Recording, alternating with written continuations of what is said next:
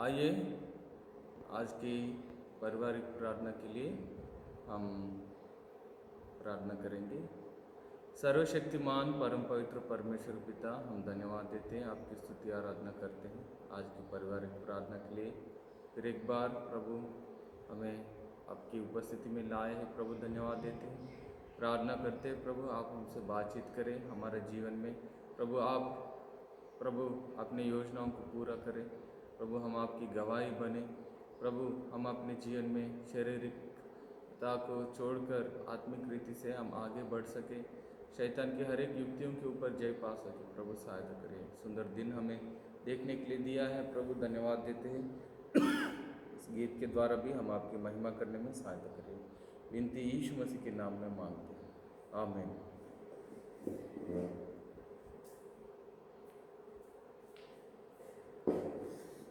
गीत की संख्या 44 सियोन की गीत से 44 गीत हम गाएंगे।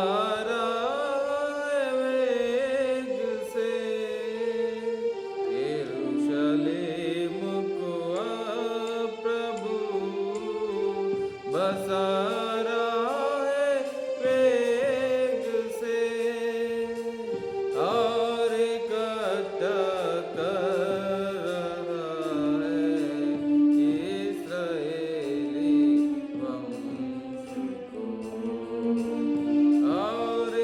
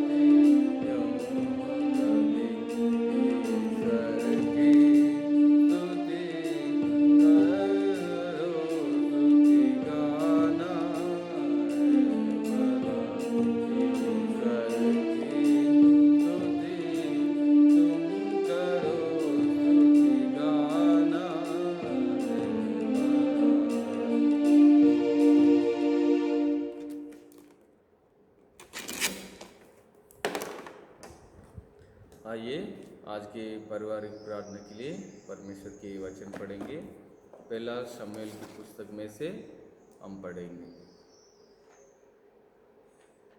माफ करें, शमूएल की दूसरी पुस्तक,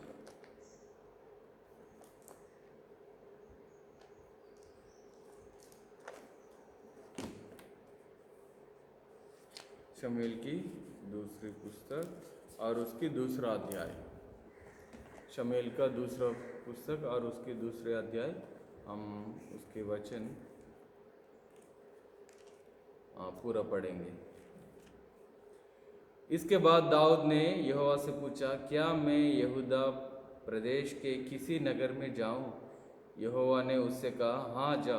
दाऊद ने फिर पूछा, फिर किस नगर में जाऊं? उसने कहा, हेब्रोन में।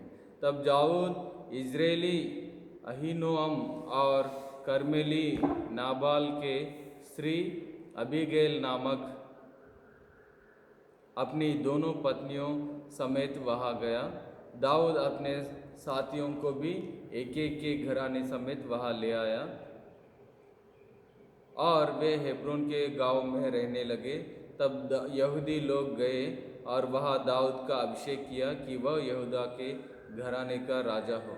जब दाऊद को यह समाचार मिला कि जिन्होंने शाऊल को मिट्टी दी वे गिलाद के याबेश नगर के लोग हैं, तब दाऊद ने दूतों से गिलाद के याशेब के लोगों के पास यह कहला भेजा, यहोवा की आशीष तुम पर हो, क्योंकि तुमने अपने प्रभु शाऊल पर यह कृपा करके उसको मिट्टी दी। इसलिए अब यहोवा तुमसे कृपा और सच्चाई का बर्ताव करे और मैं भी तुम्हारा इस भलाई का बदला तुमको दूंगा, क्योंकि तुमने यह काम किया है। अब हिया बांधो और पुरुषार्थ करो, क्योंकि तुम्हारा प्रभु शाऊल मर गया है और यहूदा के घराने ने अपने ऊपर राजा होने को मेरा अभिषेक किया है। परंतु नेर का पुत्र अब्नेर, जो शाऊल का प्रधान सेनापति था, उसने शाऊल के पुत्र इशबोशेत को संग ले पार जाकर महनम में पहुंचाया और उसे गिलाद अशूरियों के देश इज़राइल, एफ्राइम, बिन्यामीनी वरन समस्त इस्राएल प्रदेश पर राजा नियुक्त किया। शाऊल का पुत्र इशबोशेत 40 वर्ष का था जब वह इस्राएल पर राज करने लगा और 2 वर्ष तक राज्य करता रहा। परंतु यहूदा का घराना दाऊद के पक्ष में रहा और दाऊद का हेब्रोन में यहूदा के घराने पर राज करने का समय 7.5 वर्ष था। नेर का पुत्र अब्नेर और शाऊल के पुत्र इशबोशेत के जन्म महनैम से गिबोन को आए। तब सरूया का पुत्र योआब और दाऊद के जन हेब्रोन से निकलकर उनसे गिबोन के पोकरे के पास मिले और दोनों दल उसे पोकरे से एक एक और बैठ गए। तब अब्नेर ने योआब से कहा, जवान लोग उठकर हमारे सामने खेले। योआब ने कहा, वे उठे। तब वे उठे और बिन्यामीन अर्थात शाऊल के पुत्र इशबोशेत के पक्ष के लिए 12 जन गिनकर निकले और दाऊद के जनों में से भी 12 निकले और उन्होंने एक दूसरे का सिर पकड़कर अपने अपने तलवार एक दूसरे के पंजर में भोंक दी और वे एक ही संग मरे। इससे उस स्थान का नाम हिलकत सूरीम पड़ा, वह गिबोन में है। और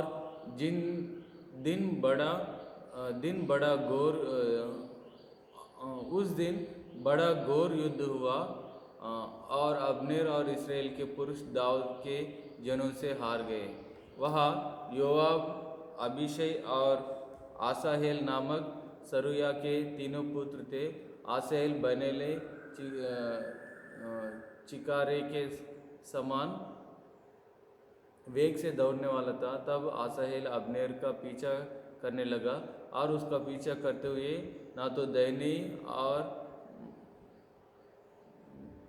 तो दाहिनी ओर मुड़ा ना बाईं ओर। अब्नेर ने पीछे फिर के पूछा, क्या तू आसाहेल है? उसने कहा, हाँ मैं वही हूँ। अब्नेर ने उससे कहा, चाहे दाहिनी चाहे बाई ओर मुड़, किसी जवान को पकड़कर उसका बख्तर ले ले। परंतु आसाहेल ने उसका पीछा ना छोड़ा। अब्नेर ने आसाहेल से फिर कहा, मेरा पीछा छोड़ दे, मुझको क्यों तुझे मार के मिट्टी में मिला देना पड़े। ऐसा करके मैं तेरे भाई योआब को अपना मुख कैसे दिखाऊंगा। तब उसने हट जाने से मना किया। तब अब्नेर ने अपना भाले की पिछाड़ी उसके पेट में ऐसे मारे कि भाला आर पार होकर पीछे निकला और वह वहाँ गिर के मर गया। जितने लोग उस स्थान पर आए जहाँ आसाहेल गिर के मर गया, वहाँ वे सब खड़े रहे। परंतु योआब और अबीशै अब्नेर का पीछा करते रहे और सूर्य डूबते डूबते वे अम्मा नामक उस पहाड़ी तक पहुँचे जो गिबोन के जंगल में मार्ग में गी के सामने है। और बेन्यामीनी अब्नेर के पीछे होकर एक दल हो गए और एक पहाड़ी की चोटी पर खड़े हुए। तब अब्नेर योआब को पुकार के कहने लगा, क्या तलवार सदा मारते रहे? क्या तू नहीं जानता कि इसका फल दुखदायी होगा? तू कब तक अपने लोगों को आज्ञा ना देगा कि अपने भाइयों के पीछा छोड़कर लौटो। योआब ने कहा, परमेश्वर की जीवन की शपथ कि यदि तू ना बोला होता तो निस्संदेह लोग सवेरे ही चले जाते और अपने अपने भाई का पीछा ना करते। तब योआब ने नरसिंगा फूंका और सब लोग ठहर गए और फिर इस्राएलियों का पीछा ना किया और लड़ाई फिर ना की। अब्नेर अपने जनों समेत उसी दिन रातों रात अराबा से होकर गया और यरदन के पार हो समस्त बित्रोन देश में होकर महनैम में पहुंचा। योआब अब्नेर का पीछा छोड़कर लौटा और जब उसने सब लोगों को इकट्ठा किया, तब क्या देखा कि दाऊद की जनों में से 19 पुरुष और आसाहेल भी नहीं है। परंतु दाऊद के जनों ने बिन्यामीनियों और अब्नेर के जनों को ऐसा मारा कि उनमें से 360 जन मर गए। और उन्होंने आसाहेल को उठाकर उसके पिता के कब्रिस्तान में जो बैतलहम में था मिट्टी दी। तब योआब अपने जनों समेत रात भर चलकर पाँव फटते फटते हेब्रोन में पहुंचा। प्रभु इस वचन पर आशीष दे। परमेश्वर के वचन में हम देखते हैं कि दाऊद इस्राएलियों के ऊपर राजा किया गया। परमेश्वर तो राजा होने के लिए चुना है, लेकिन परिस्थिति उनकी विरोध में था। शाऊल